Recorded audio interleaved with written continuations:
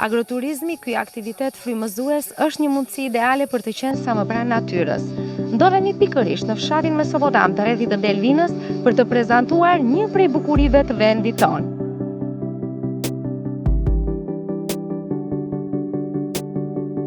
Buzlumi të Bistricës, i cili buron nga mali gjerë e derdhet në detin jon, shtrihet magjishëm agroturizmi Dea Shena, i cili mirëpret turist në një ambient çlodhës të argëtues.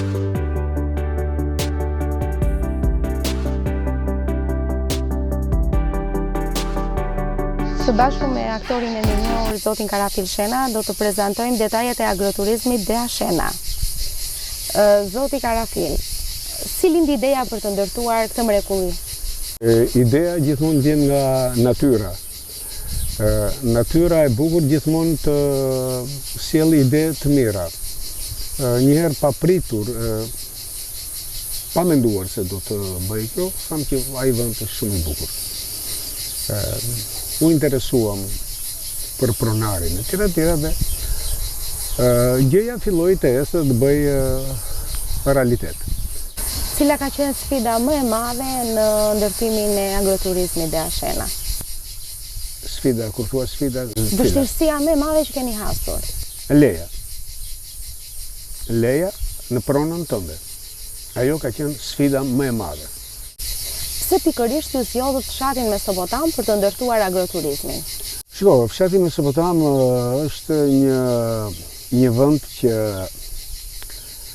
të sugjeron vetë vendi, vetë blerimi, vetë ujërat. Ne jemi tani midis dy lumenjve, lumit të ri dhe lumit të vjetër që është Matan. Pra, gjithë kjo pasuri natyrore të vënë shtytje për të bërë një gjë normale, për një gjë njerëzore. Për t'ikur larg asfaltit, për t'ikur larg betonit, për t'ikur nga rrëmuja, nga rrëmeti. Për shumë kemi një qytet sot që quhet Sarand, që nuk Saranda e sotme është një qytet i cili as hyn dot, as del dot, dhe për hyre nuk del dot. Pra, unë besoj që këto lloj veprash, se këto janë vërtet vepra, le të jenë të vogla, do të kenë shumë të ardhme. Atë që unë dëshiroj nga shteti vendor, nga shteti qendror, të na mbështesin sa më shumë, të na japin sa më shumë kurajo, të na përgëzojnë, jo të na veçojnë si më të mirët apo më të bukurit, po të na veçojnë si shembull për ecjen e këtij vendi. Ky vend nuk ka shumë jo premisa, por turizmi mendoj se do jetë gjëja më e mirë për të ecur përpara këtij vendi. A do të sugjeroje të rinjt emigrant apo edhe të rinjt që jetojnë në Shqipëri për të investuar në agroturizëm në vendin tonë? Me gjithë sfidat që keni kaluar dhe me gjithë vështirësitë për ta ndërtuar këtë lloj biznesi. Fjala agroturizm përmbledh shumë, është një fjalë gjerë, ka një gamë shumë të madhe. Por këtu janë zbatuar gjërat më themelore të agroturizmit. Këtu nuk është përdorur asnjë pikë beton. Kur unë vizitoja me punëtorë të ndryshëm që këtu nuk do ketë beton, po si ta lidhim, gje vre vetëm si do ta lidhës, si do rri. Këtu nuk ka beton. Ju keni një qytet shumë të bukur, Delvinën. Shumë. E di pse ka shpëtuar Delvinën nga betoni, nga fukarallëku. Nëse do ketë ndonjë mendje që shen qik larg, do eci shumë mirë. Do eci shumë mirë. Unë, po të shohësh, kur ishim të vegjël, që vinim nga Brejlati dhe dilim në Mukërs e tjera, ishte një lagje tjetër. Po të vesh tani në Mukërs, i ngjanë kësaj Zvicrës. Me një përrua lumë që a i thonë ati në mes, shtëpi dy kaqe nga 2 kratë, është një mrekullis. Çfarë bën këtë agroturizëm autentik të veçantë, ndryshe nga agroturizmet e tjerë në vendin tonë? Po, e veçanta tani, të veçanta është, të thash, është druri, guri, balta, dheu, zhavori, dhe pemët, dhe gjelbërimi. E shikoni këtë vend që jemi, po ta shikojmë më pastaj me kamerë këtë punë, më po. Këtu është një lloj gadishulli, lumi i ri këtu, me lumin e vjetër, andaj bashkohen poshtë aty gati në 1 kilometër, bashkohen bashkë. Ky është një lloj gatishulli. Mesopotami si fshat, atë që sot nuk ka ekzistuar. Mesopotami ka qenë manastiri bashkë me kishën. Ku është manastiri Shën Nikollës? Shën Nikollës. Unë si fëmijë i mbaj mend gratë të veshura me të zeza e tjera që rrinin aty, flinin aty, hanin aty, sepse aty kishte dardhë shumë të mira, aty kishte fiq shumë të mirë, aty kishte edhe ne si fëmijë venim dhe i shikonim ato. Në Sopran do thot një vend midis dy lumenjve. Edhe manastiri bashkë me kishën ishin brenda dy degëve të lumit, pra brenda dy lumenjve. Dhe ato bashkoheshin diku më poshtë dhe pastaj përmbytnin gjithë burgun e tjera. Ky është Mesopotami. Kjo është një kishë e vitit 1240 deri në 1250.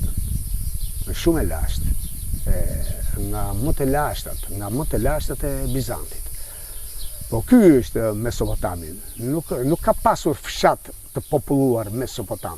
Mesopotami është kisha e Shën Nikollës dhe manastiri aty. Cilat kanë qenë përshtypjet e para të pushuesve të huaj? Përshtypjet janë të jashtëzakonshme. Sidomos këta pushuesit e Evropës qendrore dhe këta janë edhe më të duruar dhe janë dhe më... Unë kam vënë një fenomen, kur për shembull për arsye të fluksit dhe të fjala gatimet vetë fjala mund mos vjen atë kohë që do të dëshironim ne. Ata durojnë. Janë zakonshme të ushqimi origjinal, të shija e mishit, që nuk e kanë shijuar ndonjëherë tjetër në vende tjera. Tek gjellët tona tradicionale. Këta rendin pas gjerave tradicionale. Çfarë kemi ne karakteristik? Dhe kjo është jo se do jap këshilla, kush jam unë që t'jap këshilla. Por problemi është që në agroturizëm nuk ka nevojë të bëjmë gjellë franceze, apo holandeze, apo të mbetemi tek tonat. Ata që vinë këtu, ato duan. Përse do të sillnin pikërisht turistët të vinin në Mesopotam në agroturizmin tuaj dhe mos të shkonin në Saran kur detin e kanë të këmbët? Kur detin, më the, e kanë të këmbët. Deti nuk është mbreti i botës. Atëherë lumi ç'është?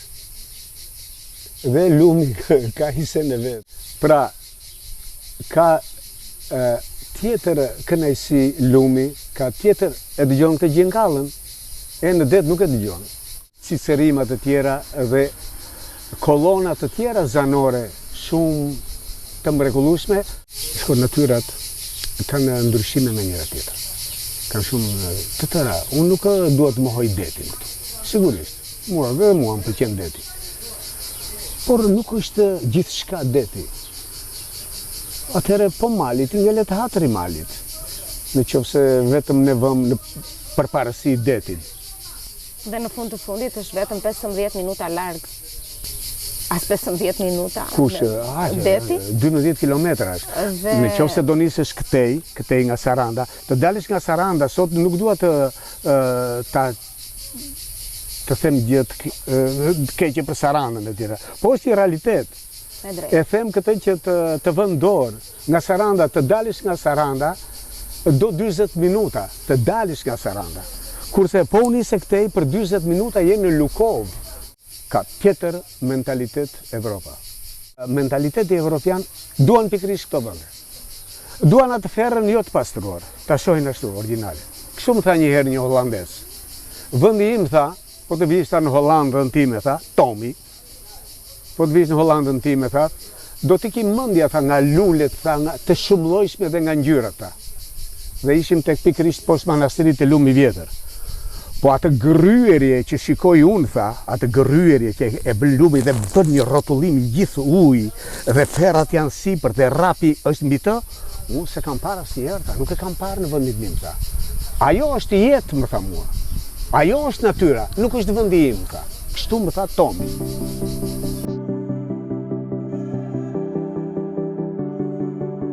Një copës jetë e ky udhëtim, në një shteg që kalon nëpër livade, ku përveç të tjerash ndeshëm dhe një nga manastiret më të hershme.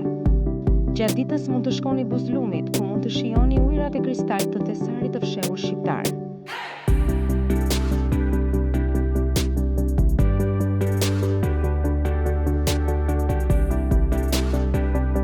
Pra, ky është lumi, si thua, i jetës time.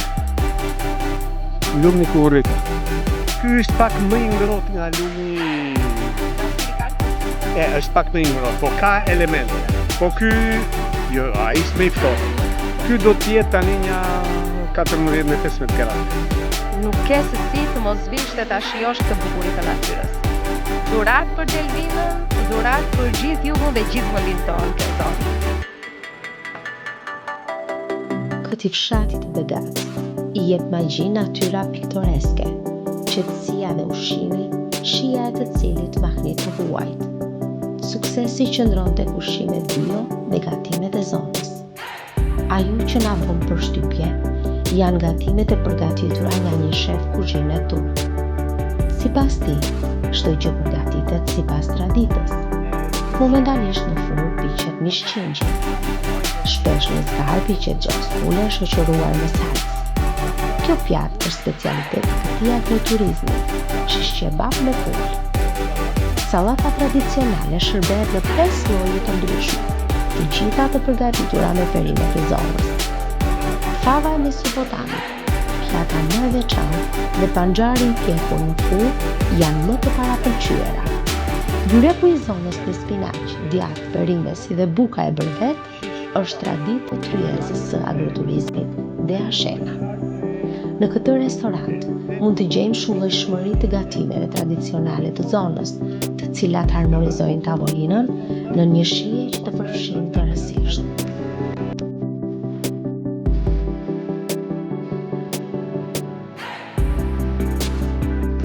Një mjedis i këndshëm, i përsosur, një xhevahir në skajin më jugor të Shqipërisë. Mos lini pa e shijuar këtë eksperiencë, pa jetuar këtë bukuri të natyrës, e cila do të jetë memorizuar fort si një nga guidat tuaja më mbretërës.